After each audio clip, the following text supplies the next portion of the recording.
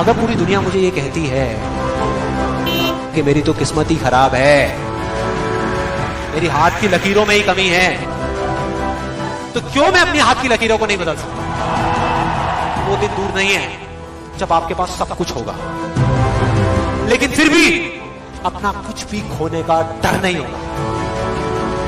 चाहे आपके रास्ते में एक मुश्किल आए या हजार आए, कोई फर्क नहीं पड़ता। चाहे एक आदमी आकर के आपको रोकने की कोशिश करे या 1,00,000 लोग आकर के आपके सामने खड़े हो जाएं, अरे आपको रोकना तो दूर, किसी में इतना दम भी नहीं होगा कि वो आपको हिला भी सके।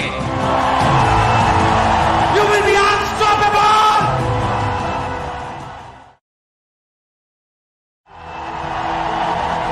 अगर पूरी दुनिया मुझे ये कहती है कि मेरी तो किस्मत ही खराब है, मेरी हाथ की लकीरों में ही कमी है, तो क्यों मैं अपनी हाथ की लकीरों को नहीं बदल सकता?